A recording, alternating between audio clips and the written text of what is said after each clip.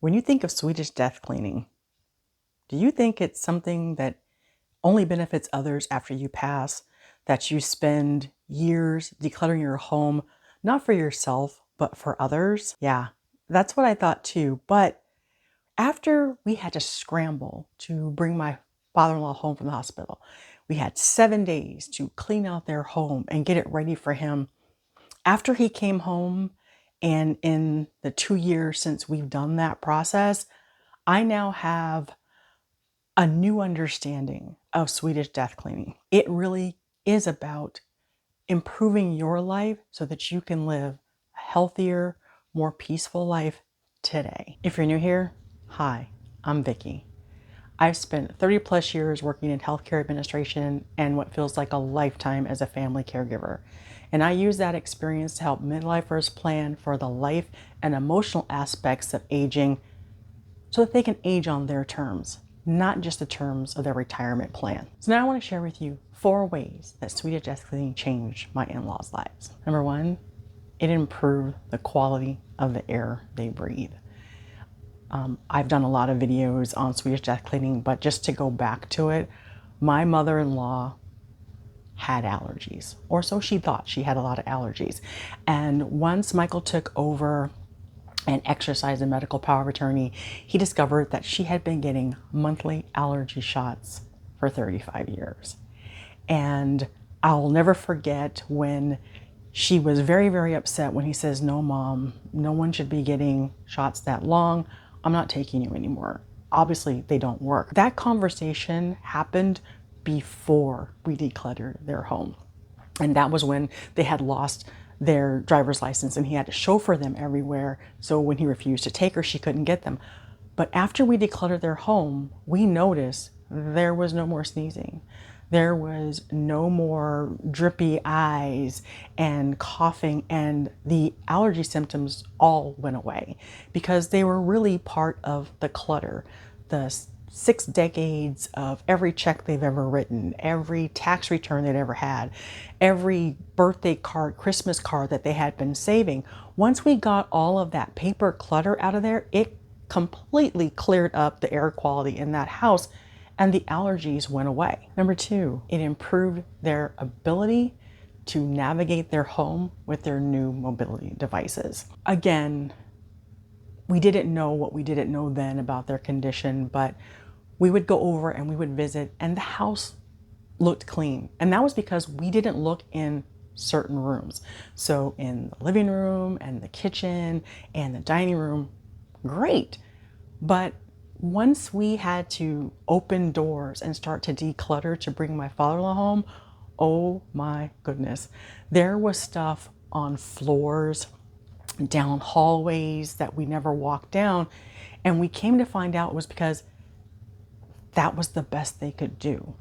Their cognitive decline had kicked in to a point where, I couldn't say that, their cognitive and physical decline had kicked into the point where not only could they not logically figure out that they needed to clean and move things around and throw things away, they also physically couldn't do it. So when we saw that there were broken things, expired things, and my mother-in-law is telling us, "No, I need those things," or "No, we need to keep those things because someone could use them," we could see that she didn't understand exactly what she was saying. If someone could use these, then you should let us take them out of the house and donate them or sell them or do something so someone can actually use them. Or if something is expired, that disconnect that it's expired, it's not safe, you can't have it. It's like, nope, hold on to it, somebody could use it. And so once we got all that clutter up off of the floor, my father-in-law came home with his walker, my mother-in-law has her walker, they're now free to run around the house unencumbered and not just be confined to the 3 rooms that were clear before. They could now actually navigate their entire home. And number 3, which is probably going to sound really crazy, so I know I have to give you the backstory, we created a bedroom for my mother-in-law. And let me explain. So decades prior to all of this happening, my mother-in-law started sleeping on their living room couch because my father-in-law snored. And she told us that she preferred to sleep on the couch. And once we started this process, we realized it was because there was no way she could mentally or physically figure out how to turn those bedrooms that had become storage closets back into a bedroom. So when we were able to clear out my husband's old bedroom and clear out the office, we were able to make her a bedroom. And the reason why this is important is because their sleep patterns had changed. So they were up all night watching TV and trying to sleep during the day. And just like I mentioned in one of my previous videos, my mother-in-law is window dressing averse. So their living room was just a wall of windows. So there's sunlight coming in all day. So you can't really get good, restful sleep. So by being able to put her in another room, and of course, window dressing averse, there's blinds up there so that she can actually get sleep at night. There's not sun coming in. And so that really changed her dynamic. She had a place where she could really get comfortable, not trying to curl up on a couch, but in a nice, soft, cushy, comfy bed with dark light, no blue light, quietness, and be able to really get restful sleep. And then the fourth way, we were finally able to allow them to age on their terms. Terms that they would never ever discuss with us until right before my father-in-law had his accident. So we knew that they wanted to age in place. We knew they never wanted to go to, an assisted living or, some type of skilled nursing. They wanted to stay home as long as they possibly could. And like I said, we found that out just months before. So by clearing out my husband's old bedroom, we actually found a bed in there. We knew they had a sofa bed in that room, but we didn't know what condition that it was until we started to clean out. And it basically was probably brand new. Probably slept on maybe once or twice in its entire lifetime. So knowing they wanted to stay home, being able to clear out that room, we were able to make room for a live-in caregiver.